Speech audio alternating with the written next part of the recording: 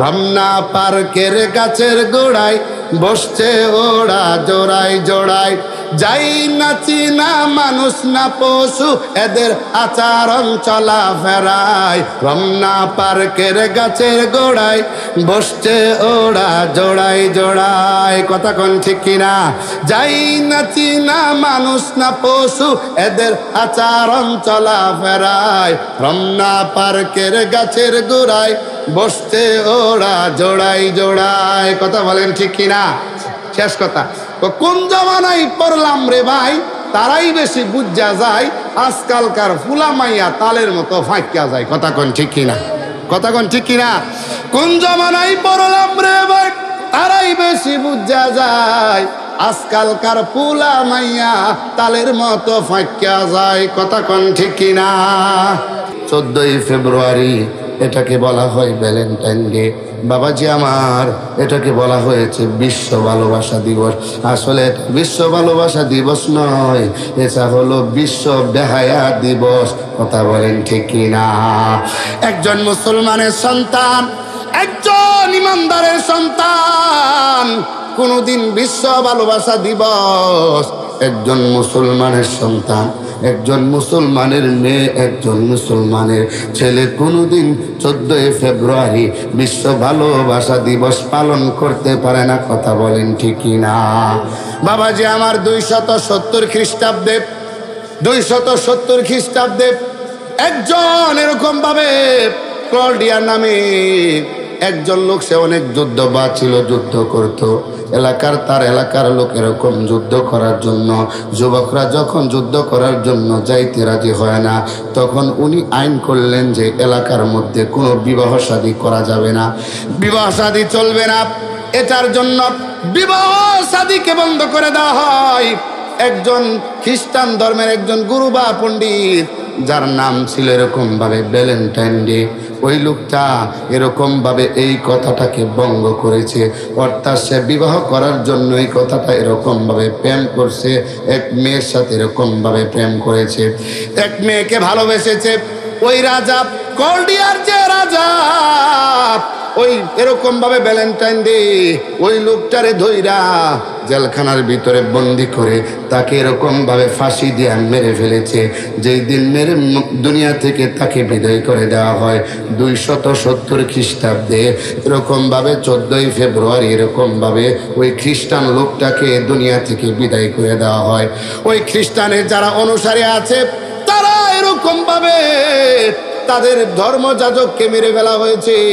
এরকম ভাবে বিশ্ব ভালোবাসা দিবস, ওই তাদের নেতার ভালোবাসা দিবস পালন করতে যাইয়া তারা এরকম ভাবে 14ই ফেব্রুয়ারি পালন করে বিশ্ব ভালোবাসা দিবস। মুসলমানের কোনো সন্তান, মুসলমানের কোনো একটা মেয়ে কোনোদিন বিশ্ব ভালোবাসা দিবস 14ই ফেব্রুয়ারি পালন করতে পারে না, কথা বলেন ঠিক কিনা?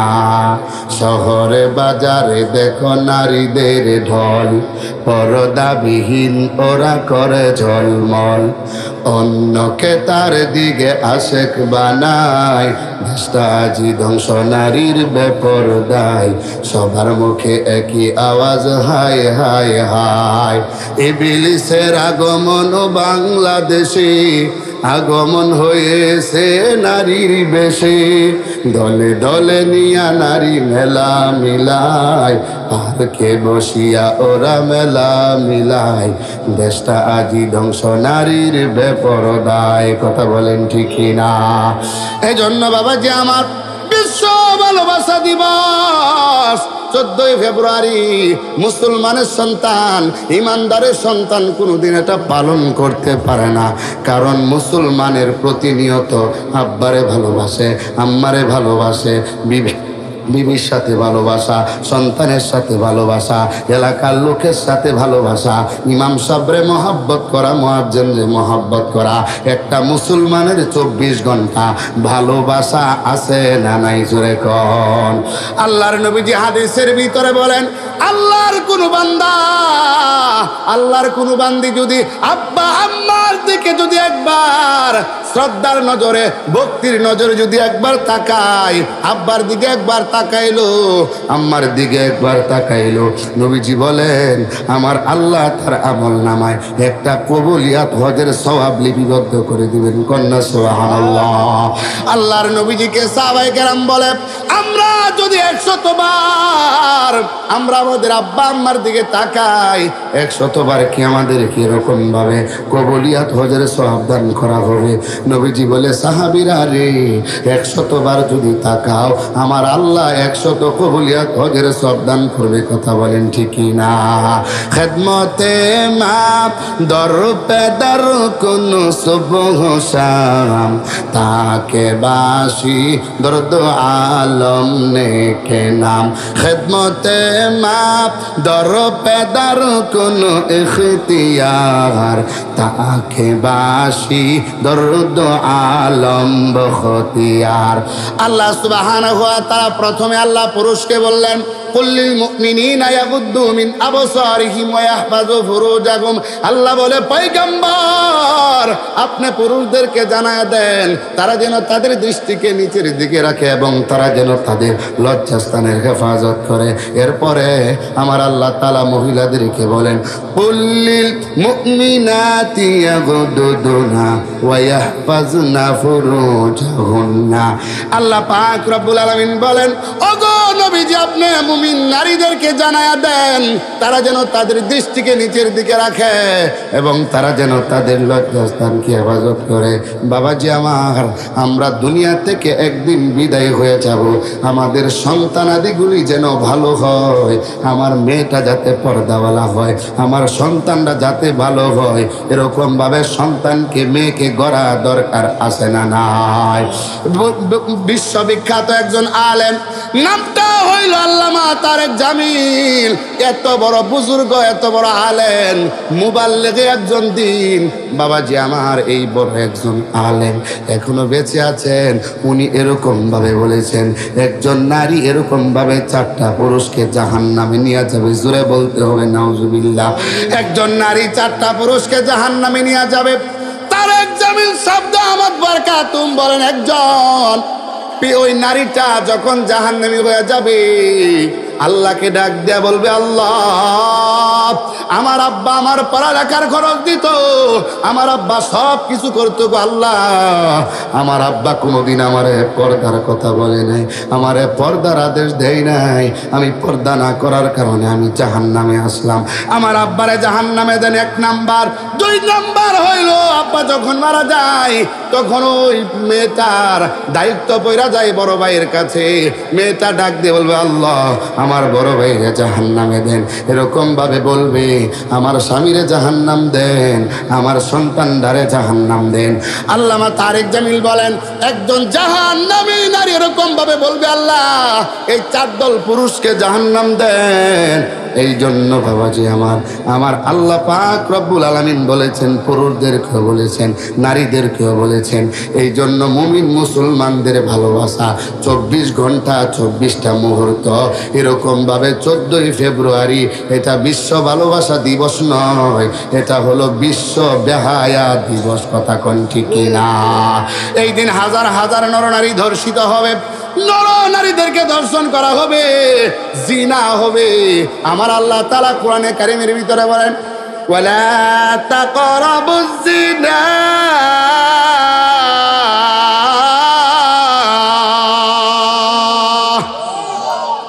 ইন্নাহু কানা ফাহিশাতাও ওয়া সাআ সাবিলা।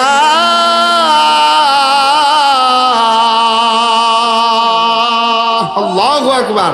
আল্লাহ পাক রব্বুল আলামিন বলেন ওয়ালা তাকরাবুজ জিনা, তোমরা জিনার দ্বারে কাছেও যাও না। নিশ্চয়ই জিনাটা হইল অশ্লীল কাজ, খারাপ কাজ, গর্হিত কাজ। কথা বলেন ঠিক না? বাবাজি আমার, ও যুবক বন্ধু, আজকে যারা জিনা করবে এরকম ভাবে ওলামায়ে কেরাম লিখেছেন যারা জিনা করবে, খারাপ কাজ যারা করবে 14ই ফেব্রুয়ারি যারা এরকম ভাবে ভালোবাসা দিবসে অন্য মেয়েদেরকে এরকম ভাবে ফুল দিবে, ভালোবাসবে, এই দিনটার ব্যাপারে একটা মুসলমানের সন্তান, এই দিন থেকে যেন 14 ফেব্রুয়ারি আপনার মেয়ে আপনার ছেলে যেন ঘর থেকে বের না হইতে পারে। কথা কোন ঠিক কিনা? এই জন্য যদি যারা দুনিয়াতে জিনার কাজ যারা করবে, খারাপ কাজ যারা করবে, তাদেরকে জাহান্নামের ভিতরে ঢুকায়া তাদেরকে আগুন দিয়া জ্বালানো হবে। জ্বালানোর পর তার আর পানির পিপাসা লাগবে, লাগার পর এরকম ভাবে শরীরের রক্ত এক জায়গায় গিয়া জমা হবে। এইগুলা গরম করিয়া যখন এই জাহান্নামের লোকটার সম্মুখে নিয়ে দিবে, ডক ডক কইরা পান করবে, ডুক ডুক কইরা পান করবে, আর পিছন এরকম ভাবে পেটের নারী বুড়িগুলি সবগুলা পিছনের রাস্তা দিয়া বের হয়ে যাবে। জোরে কন্যা নাউজুবিল্লাহ। এই জন্য ভালোবাসতে হবে আব্বাকে, মহাব্বত করতে হবে মাকে, নিজের স্ত্রীকে, নিজের সন্তানকে, নিজের প্রতিবেশীকেও ভালোবাসা মহাব্বত করা দরকার আছে না নাই? জোরে কন। আমাদের আদি জাতির পিতা, আমাদের আদি পিতা হযরত ইব্রাহিম আলাইহিস সালাতু ওয়াস সালাম, হযরত আদম আলাইহিস সালাতু ওয়াস সালাম যখন জান্নাতের ভিতরে আদম নবীকে ঢুকায়া জান্নাতের ভিতরে যখন রাখলেন, আদম নবী ঘোরাফেরা করে কিন্তু মনে কোনো শান্তি নাই। আদম নবী ঘোরাফেরা করে মনে কোনো শান্তি নাই। আদম পয়গম্বর ঘুমায় গেছে, ঘুম থেকে ওইটা দেখে আমার আল্লাহ হাওয়াকে সৃষ্টি করে উনারে এক পাশে রাইখা দিয়েছেন। আদম নবী ঘুম থেকে জাগ্রত হইয়া কেবলমাত্র হাওয়ার দিকে হাতটা যায়। কার দিকে হাত যায়? জোরে কন। হাওয়ার দিকে হাতটা যায়। আল্লাহ ডাক দিয়ে বলে, আদম থামো, এটার এরকম ভাবে মহারানা দিতে হবে। মহারানা দিতে হবে তো জান্নাতের ভিতরে তো টাকা পয়সা চলে না। এরকম ভাবে বলা হয়েছে, তুমি আখিরি জমানার পয়গম্বরের উপরে 3 বার দুরূদ শরীফ পড়ো। 3 বার দুরূদ শরীফ পড়লে হাওয়া তোমার জন্য জায়েজ হয়ে যাবে। এরকম ভাবে হাওয়া আলাইহিস সালাতু ওয়াস সালাম তোমার জন্য জায়েজ হয়ে যাবে, বিবাহ বন্ধনে আবদ্ধ হয়ে যাবেন। তাহলে আদম পয়গম্বর হাওয়াকে ভালোবেসেছেন, মহব্বত করেছেন। আমরাও ভালোবাসবো, মহব্বত করব, কিন্তু না জায়েজ ভালোবাসা মহব্বত আমাদের দরকার নাই। কথা কোন ঠিক কিনা? সর্বোপরি শেষ কথা হলো, পূর্বেকার জমানার একজন লোক, নামটা ছিল তার কিফিল। কিফিল দুনিয়াতে এমন কোনো গুনাহ নাই যেই গুনাহটা এরকম ভাবে কিফিল করে নাই। কিফিল অনেক গুনাহ করেছে, এরকম ভাবে জিনা করেছে, মদ খেয়েছে, গাঞ্জা খেয়েছে, সর্বপ্রকার জিনা খারাপ কাজ করেছে। কিফিলের কাছে একজন নারী আইসা বলে, কিফিল রে, আমি বড় বিপদে পড়লাম, আমি বড় মুসিবতে পড়লাম, আমারে কিছু টাকা ধার দাও। এইবার কিফিল ডাক দিয়ে বলে, না আমি পারবো না, আমি তোমারে টাকা দিব যদি তুমি আমার একটা সময় দাও। আমার একটা সময় দিলে তোমাকে টাকা কর্জা দিব, ধার দিব। এইবার সময় দেওয়া হলো, মহিলা কোথাও টাকা না পাইয়া তার কাছ থেকে টাকা নিল। যখন নির্ধারিত সময়টা চলে আসলো, এইবার যখন জিনা করবে, যখন খারাপ কাজ করবে, এমত অবস্থায় মহিলার শরীরটা থরথর কইরা কাঁপতেছে। মহিলা চোখ দিয়া পানি বের হয়। কিফিল ডাক দেয়া বলে, কি ব্যাপার, জীবনে কত নারীর সতীত্ব নষ্ট করলাম, কত নারীর সতীত্বরে ধ্বংস করলাম, আজও পর্যন্ত কোনো নারী এরকম ভাবে কান্নাকাটি করে নাই। তুমি কেন কান্দ? বাড়ির কথা মনে পড়েছে না? কি সমস্যা? মহিলাটা ডাক দেয়া বলে, কিফিল রে, আমি বিপদে পয়রা, মুসিবতে পয়রা রে কিফিল, তোর কাছ থেকে আমি টাকা কর্জা নিলাম। আজকে টাকা কর্জা নেওয়ার কারণে আমার সতীত্ব তোমার কাছে বিক্রি করতে হইতেছে। আমি কান্দি, আমার আল্লাহ। মহিলা ডাক দেয়া বলে, ইত্তাকুল্লাহ,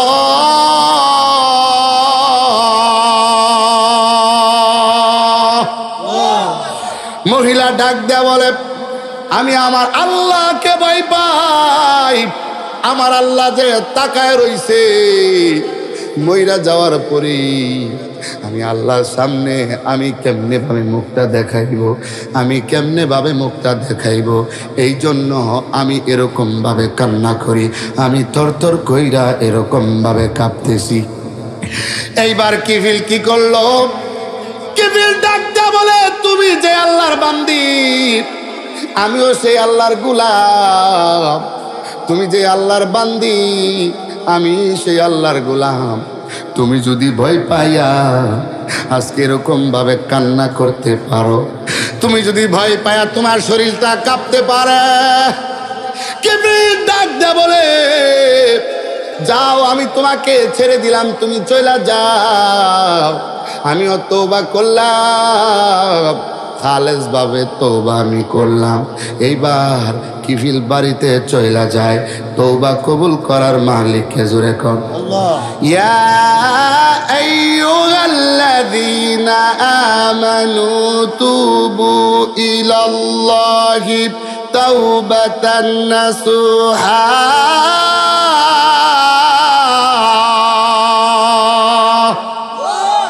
আল্লাহ পাক রব্বুল আলামিন বলেন, তোমরা তওবা করো তওবায়ে নাসুহা, অর্থাৎ গুনাহ থেকে এমন ভাবে তওবা করো, ওগো আল্লাহ আর জিন্দগিতে গুনাহ করব না, আর জিন্দগিতে পাপ করব না। যদি খালেস ভাবে যদি তওবা করতে পারেন, তওবা কবুল করার মালিককে জোরে কর। তওবা কবুল করার মালিক হইলে একমাত্র আমার আল্লাহ। খালেস ভাবে তওবা করবেন। নবীজি বলেন, আত্তাইবু মিনাজ জামবি কামাল্লা জামবালাহু।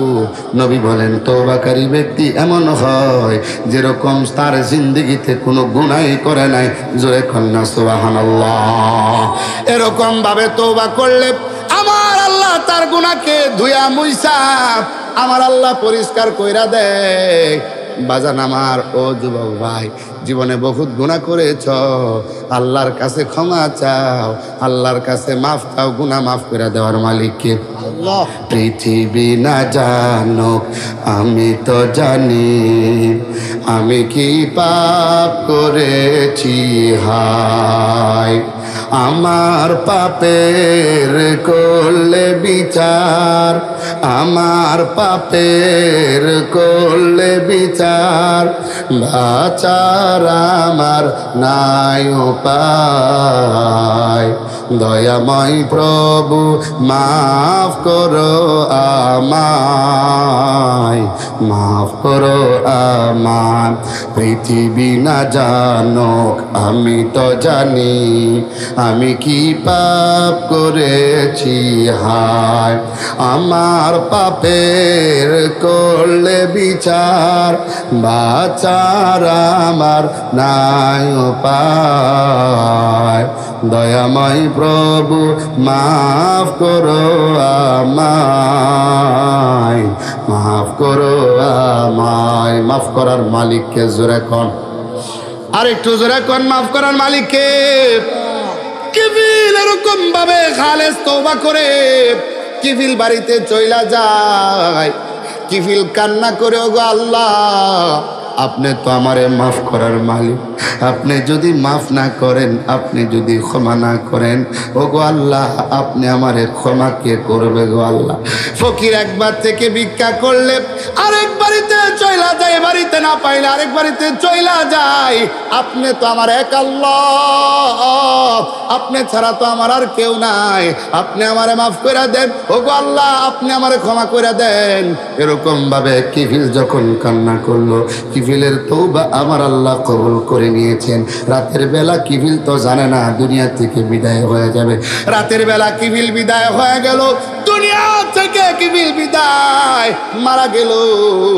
ওই যুগের এরকম ভাবে বনি ইসরাইল গোত্রের জমানার মধ্যে একটা নিয়ম ছিল, যদি লোকটা খারাপ হয় দরজার মধ্যে লেখা থাকতো লোকটা হইল নেককার, লোকটা হইল আল্লাহওয়ালা, লোকটা হইল পরহেজগার মুত্তাকি বান্দা। আর লোকটা যদি খারাপ হইতো দরজার মধ্যে লেখা উঠতো লোকটা বদকার, লোকটা হইল খারাপ। আর যদি ভালো হইতো দরজার মধ্যে লেখা উঠতো লোকটা হইল নেককার।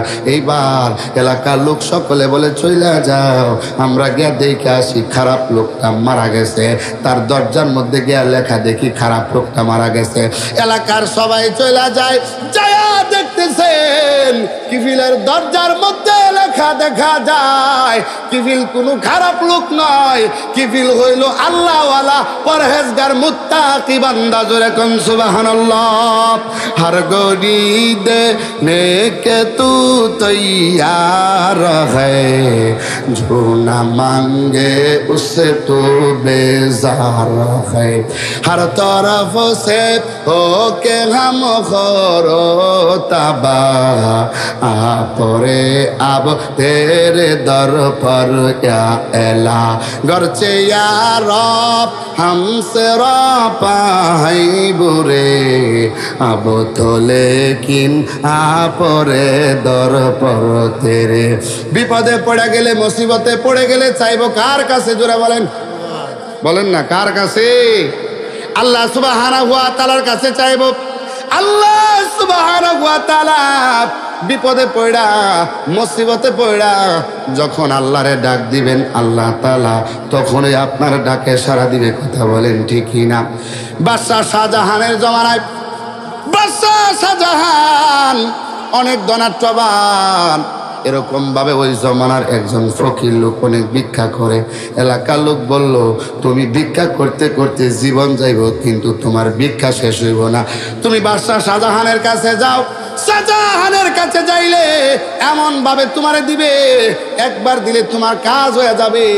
এইবার বাদশা শাহজাহানের কাছে যাওয়ার পর দেখতেছে বাদশা শাহজাহান মসজিদের ভিতরে ঢুকিয়া আমার আল্লাহর কাছে মোনাজাত ধরিয়া কান্নাকাটি করতেছে। আল্লাহ, ওগো আল্লাহ, আপনি আমারে দেন, আপনি আমার ইজ্জত দেন, আপনি আমারে সম্মান দেন, আপনি আমার মাল দেন, আপনি আমারে দন দেন। ফকিরটা বাইরে থাইকা দেখা বলে, আমি আসি এরকম ভাবে বাদশা শাহজাহানের কাছে চাওয়ার জন্য। এখন দেখি বাদশা শাহজাহান আরো বড় ফকির, আরো কি রেখন, আরো বড় ফকির। সে দেখি কার কাছে চায়। কিছুক্ষণ যাওয়ার পর বাদশা মোনাজাত শেষ করছে। চেষ্টা করার পর এবার ডাক দিয়া বাদশাকে একটা সালাম দিছে। সালাম দিয়া চইলা যায়, দেখতেছে সিরাফারা পাঞ্জাবি, বাপ দিতে পারছে যে কিছু চাওয়ার জন্য আসছে। চইলা যায়, বাদশা জিজ্ঞাসা করে, বাদশা শাহজাহান জিজ্ঞাসা করে, কিছু চাইলা না কেন? কিসের জন্য আসছিলা? বলে না এমনিতেই আসছিলাম। বলে সত্য কথা বলো। বলে আপনার কাছে চাওয়ার জন্য আসছিলাম।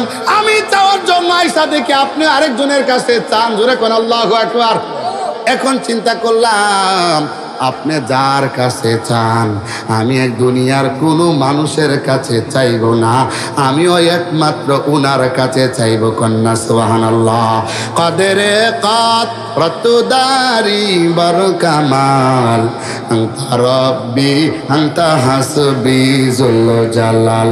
কাদেরে কাত রতুদারি বর কামাল, আনতা রব্বি আনতা হাসবি জুল জালাল।